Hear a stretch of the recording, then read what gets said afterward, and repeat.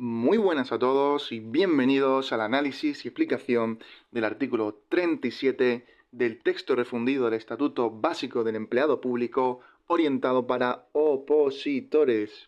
Un artículo 37 que por fin aborda qué materias son objeto de negociación y qué materias no son objeto de negociación. Es un artículo bastante largo, difícil de memorizar, y aquí el truco está en ver palabras clave que nos permitan diferenciar entre materias objeto de negociación y materias que no son objeto de negociación. Y como en este artículo la mayoría de materias sí son objeto de negociación, pues lo más fácil es aprenderse las materias que no son objeto de negociación y así poder descartar el resto. Pero para facilitar aún más el estudio de este artículo, pues lo interesante y lo ideal es entender cada uno de las materias de negociación y así son mucho más fáciles de memorizar.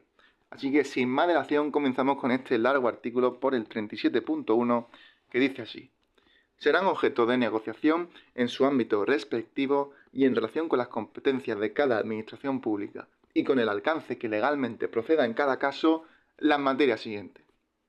Así que las siguientes materias que vamos a ver sí son objeto de negociación. En primer lugar, apartado A, la aplicación del incremento de las retribuciones del personal al servicio de las administraciones públicas que se establezca en la Ley de Presupuestos Generales del Estado y de las comunidades autónomas. Así que, incremento de retribuciones por ley, ya sea de presupuestos generales del Estado, de comunidades autónomas, de todo el personal, ojo, aquí no hay diferencia entre funcionarios y laborales, de todo el personal, es objeto de negociación. Incremento de retribuciones del personal por ley, objeto de negociación. Siguiente, B. La determinación y aplicación de las retribuciones complementarias de los funcionarios. Así que vamos a subrayar las complementarias de los funcionarios. Aquí ya no dice el personal, aquí ya dice solo funcionarios. Así que entenderemos funcionarios de carrera y funcionarios interinos. Y ya sabemos, hemos analizado, qué son las retribuciones complementarias. Así que las complementarias de los funcionarios son objeto de negociación. C. Las normas que fijen los criterios generales en materia de acceso, carrera, provisión, sistemas de clasificación de puestos de trabajo y planes e instrumentos de planificación de recursos humanos. Bien, aquí la palabra clave y que va a aparecer en los apartados, va a aparecer varias veces, además, en los apartados de materia de objeto de negociación, es la palabra generales. Cuando diga algo de general, va a ser objeto de negociación. Y en concreto, en este caso, criterios generales en materia de acceso a la administración pública, carrera, que ya lo hemos visto, provisión, que ya lo veremos, sistemas de clasificación de puestos de trabajo, por ejemplo, un ejemplo de sistema de clasificación de puestos de trabajo, establecer una nueva clasificación para que los puestos administrativos se diferencien entre administrativos de nivel básico y administrativos de nivel avanzado, con diferentes requisitos y escalas salariales. Pues eso sería un ejemplo ficticio de sistemas de clasificación de puestos de trabajo. Y también los criterios generales, criterios generales ya lo hemos visto todo, y también son objetos de negociación planes e instrumentos de planificación de recursos humanos. Suena muy general, así que lo general es objeto de negociación. Por ejemplo, de esto último sería, por ejemplo, elaborar un plan de formación continua para los empleados públicos enfocado en el desarrollo de habilidades digitales. Eso sería una planificación de recursos humanos, un plan por parte de recursos humanos. Seguimos. D. Las normas que fijen los criterios y mecanismos generales en materia de evaluación del desempeño. Así que volvemos a lo de generales, palabra clave otra vez, segunda vez que aparece, y en este caso, criterios en cuanto a la evaluación del desempeño, que también sabemos lo que es, fue analizado ya. Así que, otro apartado que será objeto de negociación. Siguiente, E. Los planes de previsión social complementaria. Aquí no hay mucho misterio, simplemente previsión social complementaria. Aquellos planes para asegurarse un futuro, por ejemplo, un plan de pensiones. Bien, F. Los criterios generales de los planes y fondos para la formación y la promoción interna. De nuevo, generales. Generales, objeto de negociación. Y en este caso, formación y promoción interna. ¿Qué planes y qué dinero, es decir, qué fondos se van a destinar para la formación y la promoción interna en la administración? Una promoción interna que también sabemos lo que es. Ya sabemos varias cosas del TREBEP, bastantes cosas de hecho. Pero todavía quedan algunas, como la provisión, que ya lo veremos en futuros artículos. G. Criterios generales para la determinación de prestaciones sociales y pensiones de clases pasivas. Así que, de nuevo, generales, otra vez, objeto de negociación.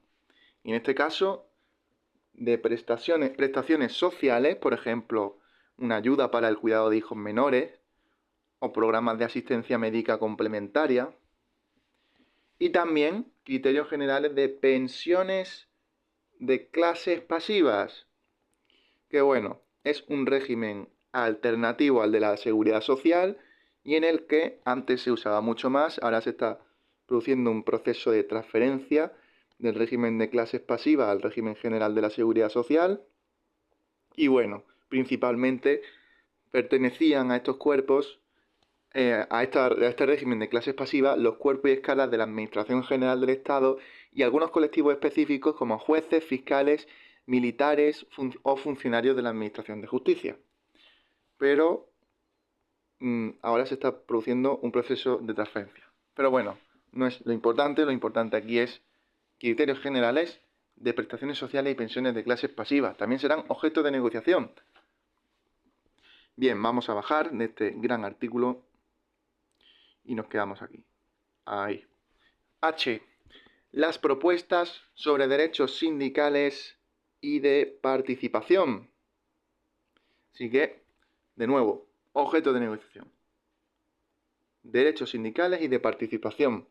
Por ejemplo, acordar el número de horas mensuales de los que disponen los delegados sindicales para actividades sindicales sin detrimento de su salario. Eso sería una materia objeto de negociación. Y latina. Criterios generales de acción social. De nuevo, generales. Ya es la quinta vez que aparece, ¿no? Pues un trucazo. De acción social. Por ejemplo, definir los criterios para la concesión de ayudas económicas para la educación de los hijos de los empleados públicos. Es un ejemplo de la I. Seguimos, la J. Las que así se establezcan en la normativa de prevención de riesgos laborales. Pues vamos a subrayar de aquí, prevención de riesgos laborales. La prevención de riesgos laborales hay que interiorizar que es materia objeto de negociación.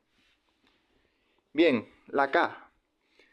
Las que afecten a las condiciones de trabajo y a las retribuciones de los funcionarios cuya regulación exija norma con rango de ley.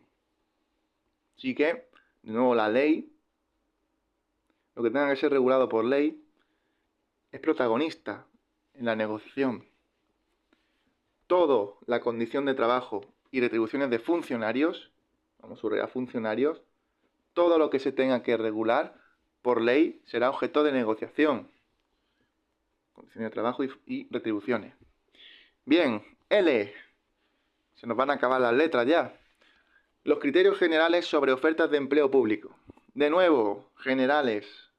Ya van 6, me parece. Ofertas de empleo público. También las veremos en el TREBEP en futuros artículos. Esas necesidades de personal que tiene la administración pública. Se traduce en las ofertas de empleo público.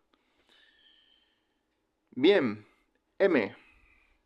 Las referidas a calendario laboral, horarios, jornadas, vacaciones, permiso, movilidad funcional y geográfica, así como los criterios generales sobre la planificación estratégica de los recursos humanos en aquellos aspectos que afecten a condiciones de trabajo de los empleados públicos.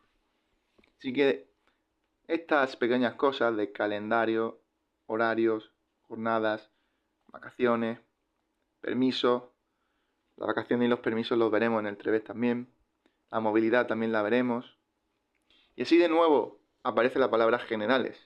Criterios generales sobre planificación estratégica de recursos humanos. Por ejemplo, un ejemplo de planificación estratégica. Decidir la creación de un nuevo departamento dentro de una administración pública y planificar la incorporación de personal especializado en ciberseguridad. Es un ejemplo de planificación estratégica de recursos humanos en aquellos aspectos que afecten a condiciones de trabajo de empleados públicos. Bien, así que todo esto que he subrayado en azul es materia objeto de negociación. Truco, lo general, lo que pone general, suele ser objeto de negociación. También aquellas cosas relacionadas con temas sociales, con prestaciones sociales, pensiones de clases pasivas, criterios generales de acción social, por ejemplo, también prevención de riesgos laborales, todo aquello que intenta ayudar a la gente así más o menos, también es materia objeto de negociación. Pero como he dicho al principio del vídeo, lo más económico, memorísticamente hablando, es estudiarse las materias que quedan excluidas de la obligatoriedad de la negociación. Las materias que no son objeto de negociación. Y son las 5 siguientes. Se reduce mucho más. Aquí tuvimos que llegar a la letra M, aquí solo hasta la E. Mucho menos que estudiar. Así que vamos a subrayar en rojo esas materias excluidas de la obligatoriedad de negociación. ¿Y cuáles son? Pues la A, decisiones de las administraciones públicas que afecten a sus potestades de organización. Así que esas potestades de autoorganización, podríamos decir, no son objeto de negociación. La administración pública, podríamos pensar, que tiene derecho a organizarse, tiene derecho a decidir cómo va a ser su vida, si fuera un organismo vivo.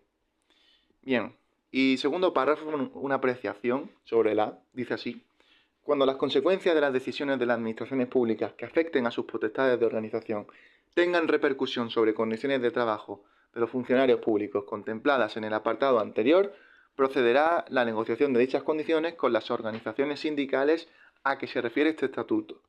Es decir, si esas potestades de organización afectan a las letras anteriores, que sí son objeto de negociación, si las tocan, si hacen un efecto dominó, esa potestad de organización hace un efecto dominó y altera las condiciones anteriores, procederá a la negociación. Así que vamos a poner esto en azul y vamos a decir que las que tengan repercusión sobre condiciones de trabajo del apartado anterior procederá. Es decir, este segundo párrafo es en positivo. El primero no, pero el segundo sí. Por ejemplo, y también un ejemplo de potestad de organización, me faltaba por decir, sería, por ejemplo, la reestructuración de una consejería dentro de una comunidad autónoma que conlleva la fusión de varios departamentos y reasignación de funciones entre ellos. Este sería el ejercicio de la potestad de organización. Bien, vamos a seguir. B. La regulación del ejercicio de los derechos de los ciudadanos y de los usuarios de los servicios públicos, así como el procedimiento de formación de los actos y disposiciones administrativas.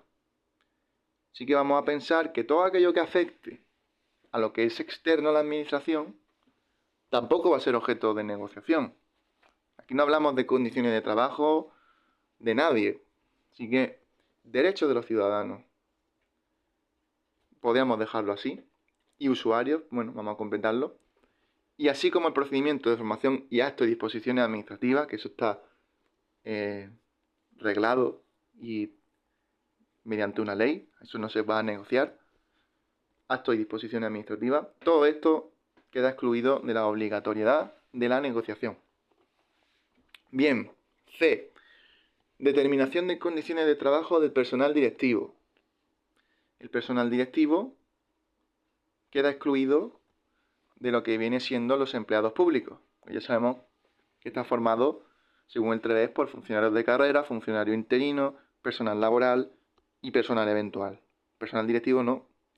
Por tanto, vamos a usar ese truco de que el personal directivo no es empleado público, por tanto, queda excluido la obligatoriedad de negociar sus condiciones de trabajo. D. Los poderes de dirección y control propios de la relación jerárquica. Tampoco será objeto de negociación. Esto está relacionado un poco con el A, esa potestad de organización. Esa organización está dispuesta mediante relaciones de jerarquía dentro de la administración. Pues bien, todo eso no va a ser objeto de negociación. La A y la D se pueden como estudiar en un 2 por 1. Y por último, la E, la regulación y determinación concreta en cada caso de los sistemas, criterios, órganos y procedimientos de acceso al empleo público y la promoción profesional. Aquí el truco va a estar en que no aparece la palabra general, sino la palabra concreta, que es justo lo contrario. Así que, por eso, aunque este apartado E se parezca a alguno de los que están arriba en azul, pero la palabra concreta ya lo cambia todo. Pues gracias a esa palabra no va a ser objeto obligatorio de negociación. En cuanto a sistemas, criterios, órganos y procedimientos de acceso y promoción. La concreta no es obligatorio negociarla. Los criterios generales sí, pero la concreta no.